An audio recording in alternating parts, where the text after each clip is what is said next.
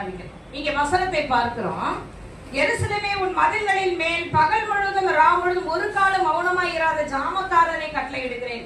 கர்த்தரை பிரசாபம் பண்ணுகிறவர்களை நீங்க என்ன பண்ணுங்க? அமைதியா இருக்காதீங்க, தொல்லை பண்ணணும். அதுதான் நம்மளுடைய பாஷையில சொன்ன ஆண்டவர் என்ன பண்ணணும்? தொல்லை பண்ணிட்டே இருக்கணும். இன்னைக்கு நீங்க பண்றதே கிடையாது. அவர் பண்ணட்டும், அவர் எப்ப பண்றாரோ பண்ணட்டும், என் பிள்ளை திருந்தது அது எப்படின்னா போகுது அப்படின்னு சொல்லி விட்டுறது இல்ல.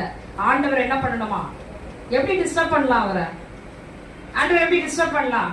நல்லா சோத்திரம் பண்ணிட்டே இருந்தீங்கன்னா அவ்வளவுதான், அவர் உங்களையே தான் பார்த்துட்டு இருப்பாரு. இன்னைக்கு அதை தான் நம்ம செய்யறது கிடையாது. சோத்திரம் பண்ணி இருக்கிறவன் என்னை ரெண்டு விஷயம், பாட்டு நல்லா பாடணும், குரல் எல்லாம் பிரச்சனை கிடையாது, நல்லா பாடிக்கிட்டே இருக்கணும். பாடினே இருந்தீங்கன்னா ஒரு பேஸ் எந்த பக்கம் வந்துடும், உடனே பார்த்துட்டு இருப்பாரு. ஆனால் இப்படி பாடிட்டே தொல்லை பண்றியே, சோதனை பண்ணிட்டே இருக்கீங்க, உனக்கு என்ன வேணும் அப்படின்னு கேட்பாரு ஆண்டவர். இன்னைக்கு அதை நம்ம செய்யறது இல்லை. அவர் செய்யட்டும் அப்படின்ட்டு என்ன பண்றீங்க? அவர் அமெரிக்கா இருக்க விடுறீங்க. இங்க வசனம் சொல்லப்படுகிறது, அவரை அமெரிக்கா இருக்க விடாதிருங்கள் என்று சத்தம் சொல்லப்படுகிறது.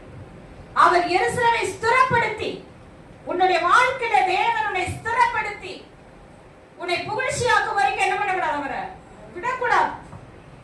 சோத்திரம் பண்ணிக்கிட்டு தேவ நாமத்தை மகிமைப்படுத்திக்கிட்டே இருக்கணும், சோத்திரம் பண்ணிட்டே இருக்கணும், பாடல் பாடி துதிச்சுக்கிட்டே இருக்கணும். அப்படி பண்ணிட்டே இருந்த ஆண்டவர் என்ன பண்ணுவாரு? நம் பக்கமாய் அவர் சாய்ந்து, அதுதான் 40ஆம் சங்கீதத்துல முதல் வசனத்துல, கர்த்தருக்காக பொறுமையோடு காத்திருந்தார். அவர் என்னிடமாய் சாய்ந்து என்ன பண்ணாரு? என் கூப்பிடுதலின் சத்தத்திற்கே செவி கொடுத்தார். கர்த்தருடைய நாமம் மகிமைப்படுவதாக வசனம் சொல்லுது. தேவன் எழுந்தருளுவார் எப்பொழுது என்றால், நீ தேவனுடைய நாமத்தை அதிகமாய்